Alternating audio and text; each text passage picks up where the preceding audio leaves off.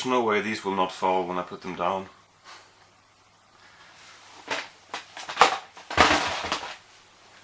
Yes, I have quite a few things to show you this time.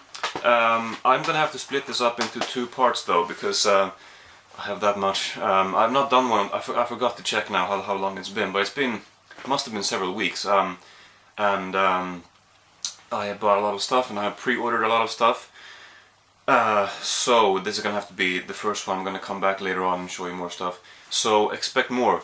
Also, I'm gonna tease you a bit here. There is a Criterion video coming. It's just that it takes a while for them to ship to Sweden, so I haven't received everything yet. But I received one today. When you buy Criterions, you don't want them to make this sound. You don't. I'm gonna come back to that. I just picked that up today. I have a bunch more. That's just one. But stay tuned on the next episode of Jolly Studio 1. Oh, I fucked up the grammar. Anyway, that is coming. Maybe I can even make the video tomorrow. We'll see. But I don't have too much left to receive. I think I've gotten most of it now. So the Criterion video is coming. I'm just letting you know in this one, and so you know what you can look forward to. But that is, you know, a different video. I mean, I have even more stuff that I'm gonna show later on. So way too much stuff that I bought. First of all, I found a few things on the flea market. I found this movie called Blåbärskriget. By the way, I hope that the glare is not too bad. I kind of did a test video, and I think if I hold it like this, there's a glare, but if I hold it like that, you should be able to see the cover. I hope. So, it's called The Blueberry War. It's a Swedish movie that I don't know what it is. I found the Short Films Collection Volume 1. I have a cold, by the way, if you can hear that. So excuse some possible sniffling further on in this video. Pixar Volume 1 of the shorts. I have this Volume 2 of that, and I was gonna get them on Blu-ray, or I thought about it, but then I was like, when I found that for such a cheap price in a grocery store, at a second-hand store, I just thought, what the hell, I don't need the Blu-rays. I found a Criterion. Speaking of Criterion, I found the Samurai Trilogy, which I'll sell, I guess, because you know, when you find Criterions in the wild, which is not that common in Sweden, at least I haven't come across many Criterions over here in second-hand stores, because if you find Criterions here, that means that somebody has imported them. So, and I don't know exactly how common it is that people import, you know, Criterions from the States and then give them to second-hand stores. But this is a pretty old release. This Samurai Trilogy was just re-released on Blu-ray and maybe DVD too. So if I want to see these movies, I think I'll just get that and I'll sell this. And honestly, I'm not really that eager to see those movies at this point anyway. So I think I'll just wait and sell that. But I had to pick it up because, you know, when you find anyway. I found a Swedish movie called Skenbart, which, well, it says Skenbart en film om tåg. That last part means a film about trains. And I think that's what the director wanted to make. It seems like he just wanted to make a movie set on a train, and then he turned it into some kind of. I thought it was going to be more of an Agatha Christie tribute, like a murder mystery. It's not really that. It's more of a Hitchcock tribute. I don't know if that's what he made consciously, but it more feels like a Hitchcock movie than an Agatha Christie movie. But anyway, it's a comedy. Definitely a comedy, with a bunch of good actors and comedic actors, and it's pretty well done actually. I mean, the whole thing takes place on a train going from Sweden to Berlin. It takes place in 1945 after the war. So yeah, it has that as a backdrop too, and it plays out pretty well on the train. A lot of comedic fun situations, a bunch of different characters bumping into each other, and a bunch of actors that I like a lot, and it was good. It was really good. I have known about that for a while, but I have never come across it before, so I was happy to find that. Unstrung Heroes, Andy McDowell, John Turturro, Michael Richards. It was okay. It's about this boy who lives with his parents, but then he decides to, you know, he decides to move in with his uncles pretty much, which his dad is not crazy about that idea. His mom. His dad is played by John Turturro, his mom is played by Andy McDowell. His mom is more okay with it, I guess. his uncles. They're very eccentric people. One of them is played by Michael Richards, the other one by Moritz Chaikin. I don't know who that is exactly, but yeah, that's pretty much it. This is directed by Diane Keaton, by the way. It was alright. I didn't hate it, but I don't think I will watch it again, and it wasn't that memorable. Pretty sweet. It was alright. That's not a second-hand store find, by the way. The other ones were, and this one is too. Another Swedish movie, Gossip.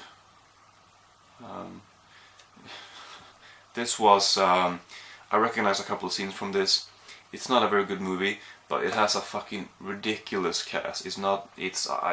I dare you to find a Swedish movie with more well-known, you know, kind of A-list, I guess, actors than this movie. It's insane, but I don't know if any of them will be that well known to you if you don't live in Sweden, or at least Scandinavia. But all of these 10 women on the cover are very well known actresses. I mean, I know them all, and there are many male actors too that I know very well.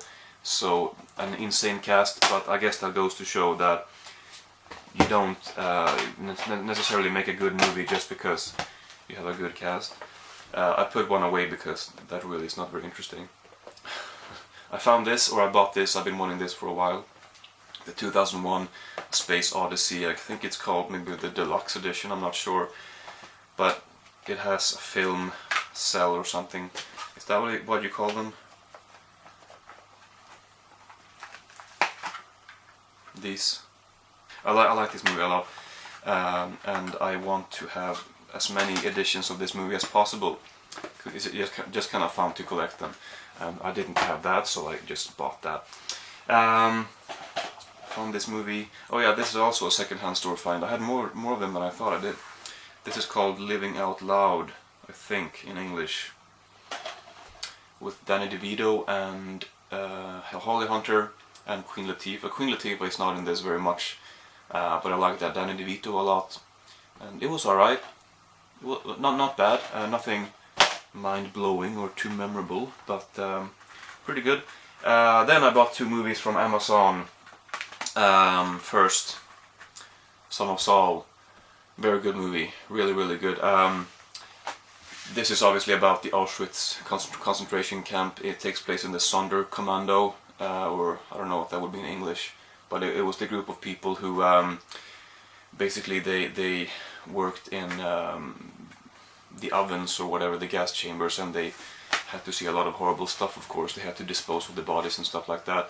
And then after a few months, they were killed themselves, and then a new batch of people came and replaced them. So pretty horrible stuff, of course. But I don't know if I've seen a movie that takes place in Auschwitz before, and I did wonder for a while if it was possible, or if it was gonna be too graphic and too I don't know, just too much. But they pulled it off. They do a pretty interesting thing though. They have the focal point very close to the camera. So when our main character is running around, basically it's about, he finds the body of a dead boy who he claims that's his child, and that's what it's about. So he's running around trying to get him buried, and he tries to find a rabbi to say a prayer and stuff.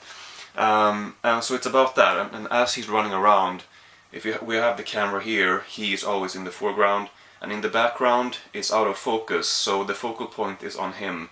Everything that, for the most part of the movie, everything that goes on in the background is blurry and out of focus. And maybe that's maybe part of the reason why they did that, I don't know, but maybe part of the reason is because there's some horrible stuff going on in Auschwitz. Maybe they kind of wanted to take, I don't know, but it just felt like that could be one of the reasons. I mean, there is a short on that Blu-ray, a short film, which I guess also took place during World War II. I'm not sure, but now there's a couple of people standing outside. They can probably see me talking to a camera, but I'm just gonna keep going. Now we got a little bit thrown off actually, but he uses that same technique in that short film with the blurry background. So I don't know if it was because he had the movie set in Auschwitz that he did that. Maybe he has done that before too. I don't know. But it had an interesting effect. Okay, they're gone. That's a pretty brave thing to do though, because the scenes are very long usually, and there's a whole lot of choreography that they have to make sure is there before they can shoot. And so when they have the background all blurry like that, they are hiding a lot of their work. You know, it's a pretty pretty brave thing to do. A pretty impressive move. I mean, you know, just to hide so much work. I mean, so many extras who have to move in certain ways that you can't really see because it's blurry. That stuff takes time, and they choose not to show it. I think that's impressive. Anyway, terrific movie. I really liked it a lot. Definitely one that, you know, you have to see, and more than once probably. And I love the ending. Absolutely love the ending. The other one is Anomalisa. Very interesting, very unsettling animation movie. I think there's a concept called the Uncanny Valley, I think, where animated characters, it's like if you've seen the Polar Express and you find the characters creepy, this is the reason. I mean, animated characters who look very human-like, but they're animated, so for some reason they feel creepy. Maybe because they don't act human, but they look human, and so I don't know, for some reason we want to distance ourselves from characters like that. I mean, they just unsettle us, and I think that's part of the reason why I felt creeped out by this. But also because it just feels so bizarre that this movie is animated, because there's no reason why it should be animated. I mean, I'm not saying that I didn't like the animation, but I'm just saying that it's such simple movie with only a couple things that they couldn't do in real life, I guess. Most of it, I mean, there's no reason why they should animate it.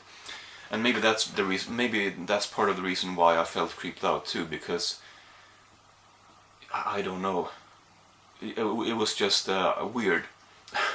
And I felt almost a little bit anxious for some reason when I started watching the movie. But then as it went on, that kind of changed, and I ended up liking the movie a lot. I was completely captivated when he meets, I'm not gonna go into the plot really, but if you've seen the movie, every character except for two, I guess, are played by the same voice actor. And when he hears the third voice, the other voice that is not this monotonous voice, he obviously reacts to that, responds to that, and everything that happens after that, for the next maybe half hour, is just completely captivating. Anyway, I have so much to get through. The Revenant. I have to be honest and say that I was not a huge fan of this. I thought that the cinematography was very impressive. Now the sun is going down. Or is it? It's not that late. But I feel like there is some glare going on now. If there is, I'm very sorry. Very impressive cinematography and production design. And I think they used a pretty wide lens. It looked like they did. And they shoot in natural light. I mean, they rehearsed all day, as I had read up on before. And then they just filmed for an hour maybe every night when the sun was at a certain point, I guess. It looks very good. Visually it looks very good. But at a certain point I just feel like they're playing the same 4 notes over and over again, and there's no variation in this, and I'm just getting a little bit bored, to be honest. And I feel like a movie with such interesting, or with such impressive cinematography should be more, well, let's just use the word captivating again. I just feel like I should be more into this, and the reason why I'm not is because there's just not a whole lot of variation to it. I think that's why I liked the movie, but I think that's why I didn't like it as much as I could have. It's also so grave, and so there's not a moment of humor. I mean, maybe there's a moment, but there's just barely. So at a certain point, I just also feel like it has the reverse effect. It becomes a little bit unintentionally funny, actually. Actually, when I watched the Oscars, they had 4 presenters talking about the Oscars in Sweden when they cut back to the studio, and one of them said something about The Revenant, which just annoyed me for some reason. I mean, but I can understand what she meant now. When I've seen it, I don't know why I was annoyed, because I hadn't even seen the movie, but I was like, ah, what does she know? But I thought, like, because she said that, you know, it's so serious and grave, at a certain point it just becomes funny, and I was like, oh, fuck off. I don't know, I just didn't like that. But now I'm saying the same thing. So I don't know, I did think that it became a little bit too much after a while, and I felt like I couldn't get past the fact that it just felt like Leonardo DiCaprio was trying to not crawl his way back to life or whatever to survive, but crawl his way up to the stage and get the Oscar. It's a good movie, and I think it's in the new edition of 1001 Movies You Must See Before You Die, actually, because it's on the cover of the new one, so I'm guessing it is. I don't know, I guess I'll watch it again sometime, maybe I'll come around. There are many scenes which look very good. The bear mauling, well, the bear scene is very, very impressive. But I didn't like it that much. I like Birdman much more. Anyway, Two Guns, very average. Not really much to say, actually. I like Denzel Washington a lot. Mark Wahlberg, not a huge fan of Mark Wahlberg. But I do have a couple other movies actually with him here, at least one. Let's see. Yeah, 2 more movies with Mark Wahlberg, so I guess I can show those next. I don't have too much to say about Two Guns, so I'll just leave it there. No, sorry, I'm not sure if you could see the title, but I'm gonna show this first, and it's gonna make sense in a few minutes. Pain and Gain by Michael Bay with, Wahlberg and Dwayne Johnson. I thought this was great, actually. I didn't expect to like it as much as I did. It's pretty gritty, actually, surprisingly gritty, and I don't know. It was very enjoyable. Dwayne Johnson is very funny in this. I think he's a great comedic actor as well. I don't know if he had done any comedy before this, but this is definitely a funny part from him, and I thought it was very enjoyable. It made me laugh a lot. It was never boring. It was really good. I liked it a lot.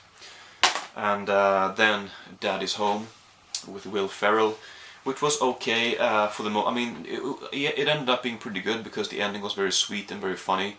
There's one moment towards the end, if you've seen the movie, it takes place in someone's office, and Will Ferrell kind of, well, it doesn't matter. He does something very funny that I thought was pretty funny. This kind of quirky joke involving what's his name? Hannibal something. His first name is Hannibal, the actor. Pretty interesting name. But he's in the scene too, and he's about to leave, and Will Ferrell shouts for him to wait. And then it's kind of I like that scene anyway. If you haven't seen the movie, never mind. but yeah, the ending was pretty good. Overall, the movie was okay, but I liked the ending enough to kind of want to see a sequel, because I've heard talks about a sequel. I don't know if there will be a sequel, but I heard that there might be, so I don't know. The next one that I wanted to make this this transition, Get Hard, with Will Ferrell, Kevin Hart. I did not like this one really. I don't have too much to say about it. It was okay, but I didn't really laugh. It's a comedy, and it's supposed to make you laugh. There's a lot of jokes in it, obviously, a lot of over-the-top jokes, which mostly fell flat. They just felt very 21st century, you know, overly, you know, these kinds of jokes that they're just quirky in a very self-aware way. Does that make sense? Very, I don't know. I feel like they're very ephemeral, very kind of ephemeral humor. I don't know. I didn't like it too much. I found this at a nearby store, Family Guy. trilogy, the Star Wars parodies. Well, I have seen these before, but I had never owned them before. But I hadn't seen the actual Star Wars movies the last time, so now I actually understood the jokes and the references, and they're funny. I do enjoy those. I bought this Gorillas in the Mist with Sigourney Weaver, which I thought was okay, not great. I love Sigourney Weaver. This was not her best. I think she might have. Yeah, she was nominated for an Oscar for this, and this was nominated for 5 Oscars all in all. And there are some good things about it, but yeah, I don't know. I thought it was all right. It's pretty good, but it's not as good. I thought it was gonna be better. One thing that I would have liked to see, it's about Sigourney Weaver. This is a pretty small thing, small complaint, but it just comes to mind. Because I thought when I watched it, it's about her. She leaves for, I don't remember what country. It just says Africa, okay. But she leaves for Africa, and she wants to study gorillas. And after 5 minutes into the movie, she is in Africa. They don't explain too much about why she wants to go, and we don't get to see her life before.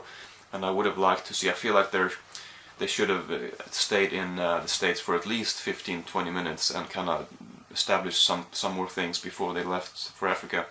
For me, I would have liked to see that. I would have liked to have more of a context of who she was, I guess. But maybe they explain that later on. But I just would have liked to see that. I thought that it moved on too fast, and I felt like the transition to the African landscapes would have been more. What's the word?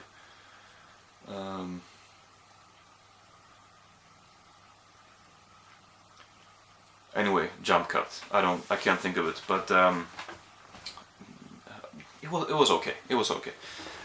Saint Vincent, Bill Murray, Melissa McCarthy, Naomi Watts. A pretty uneven movie, but ultimately a pretty touching movie that I would recommend.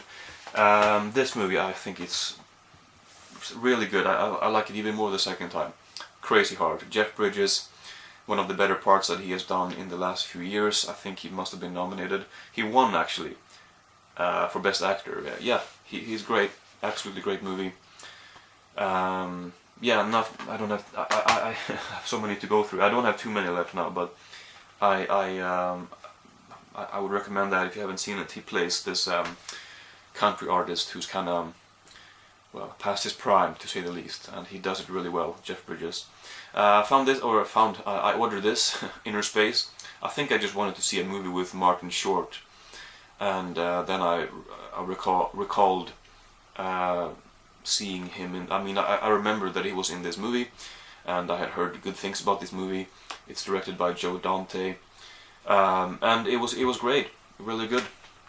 Some really cool scenes inside Martin Short's body, inside his body. Sounds very strange, but it's about Dennis Quaid. He accidentally gets injected into Martin Short, and the miniature stuff that they did, I guess you might say, they were very visually impressive, and of course it's a comedy though, so it's mainly Martin Short gets to shine because he's actually in this world.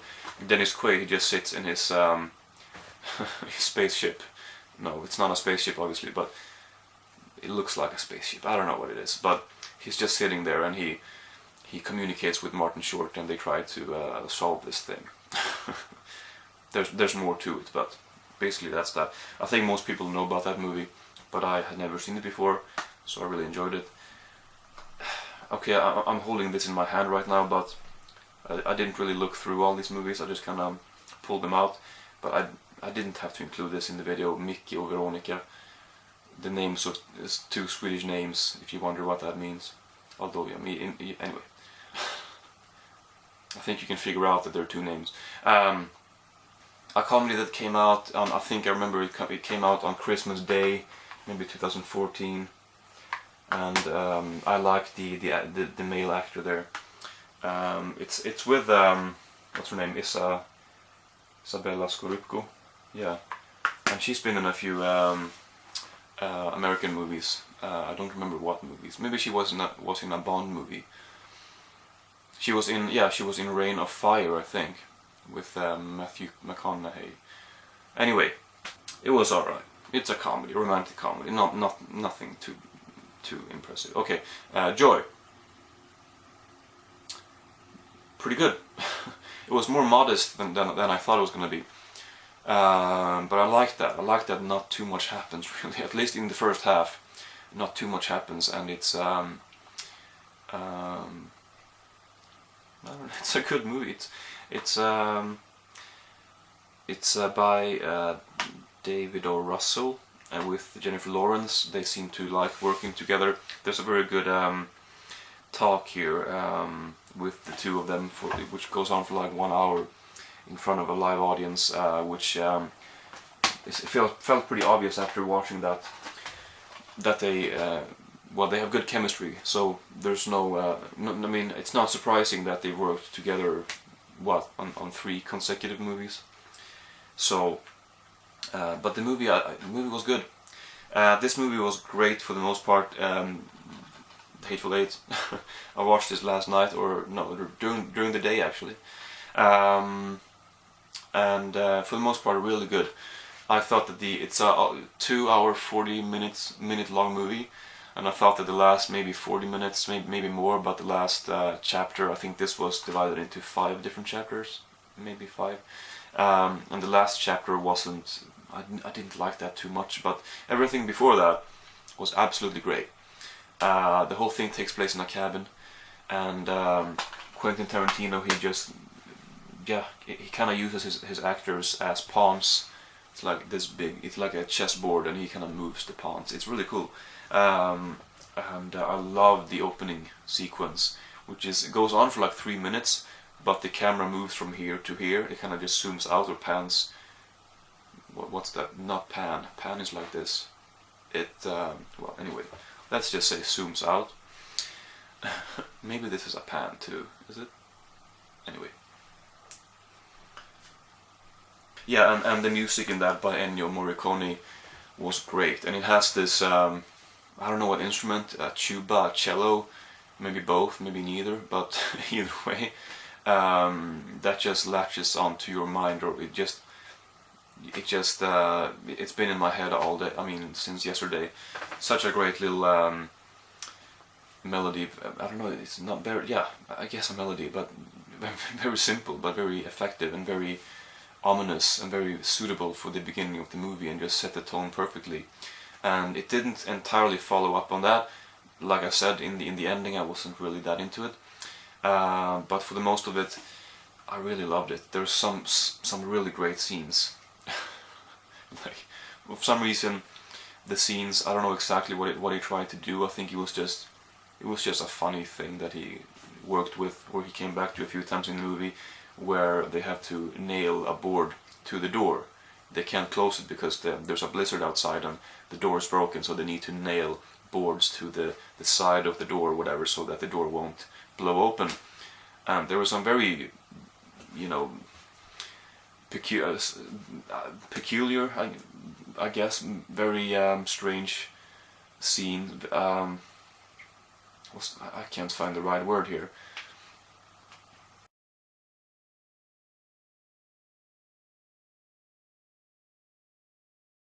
But some scenes with a very interesting sense of humor to them, where they have to close the door, and that's it. You have to nail the board shut. No, you have to use 2 boards, and then everybody's shouting. If you haven't seen the movie, you're like, all right. If you have seen the movie, hopefully you know what I'm talking about. I just thought that was hysterical. I love the movie overall. I'd say that I love it. I mean, when a movie ends on a disappointing note, you tend to be like, a little bit disappointed. But then when you think back on all the greatness before, I mean, I'm like, okay, it is a really good movie. And yeah, some really nice shots, and I do think that the movie works. It's a pretty long movie. I guess it could have been a little bit shorter, but I like how the pacing is very slow, and the whole thing takes place and evolves slowly in this one cabin, and there are some really cool scenes of the blizzard outside. Alright, anyway, let's move on. I have a couple things to go. What We Do in the Shadows, the Fang Bloody-tastic Collector's Edition by Madman. Yeah, Madman. That's the the name of the distribution company. Yeah, this is a New Zealand movie. I guess Madman is an Australian label. But I had this on Blu-ray. It's down here somewhere. Yeah, right here.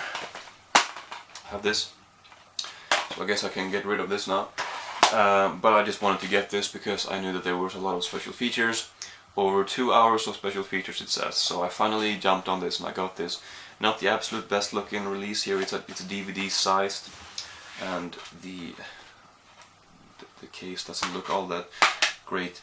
But I just wanted to. I was curious about the special features, and I ended up being a little bit disappointed with them, to be honest, because it says deleted scenes, interviews, featurettes, behind the shadows. Most of the special features are, well, it's not a whole lot of making of stuff. I would have loved to see behind the scenes, like an extended behind the scenes featurette about how they made it, with interviews with the cast and crew and stuff like that. And there was some of that. No interviews with the actual, I mean, the interviews that they put on here, it's with the characters in character, so not with the actors actually. But the making of featurette, the behind the scenes stuff, while interesting, only lasted for like 15 minutes, and most of this is like deleted scenes and stuff like that. So I was disappointed for that reason, and I did pay quite a lot for this, but I'm glad that I got it still, because I have been curious about this for so long, and if I didn't get this, I would have been curious. I've always problems saying that word. Then I still would have been curious about this release now, so now I can settle my curiosity, I guess. Anyway, I got this box set really cheap. Billy Connolly, the almost said existential, essential box set, the essential box set collection. You can see what it contains here. Well, I'll just mention it to you. Live in New York. Billy Bites Your Bum and Hand-Picked, which I actually have already. Billy and Albert, and Billy live at the Hammersmith Odeon and live 1994.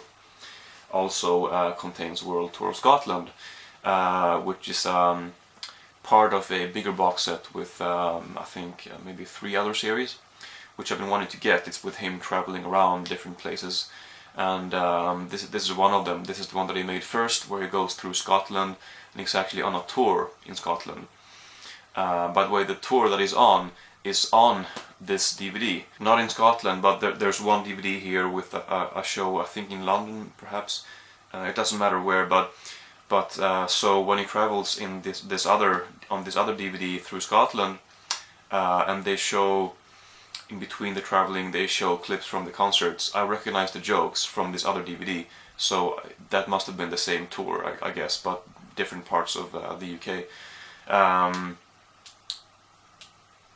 Yeah, where was I going with that? Yeah, that's on here, with the World Tour of Scotland. So I like that. So now I know that I like. I was pretty sure that I would like that anyway. So the box set containing all the other ones too, I would have gotten that sooner or later anyway. But still, now that I know that I do like it, I'm looking forward to getting the rest.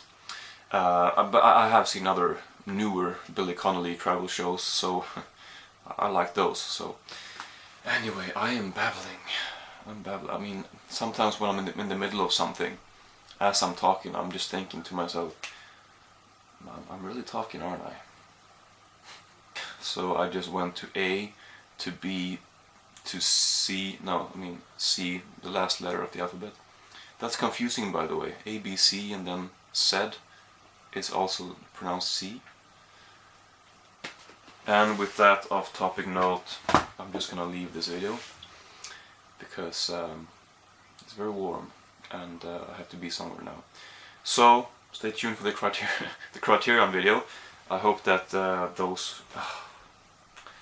It says value $50 too, by the way, on the box. So there's potentially $50 of damaged stuff in there.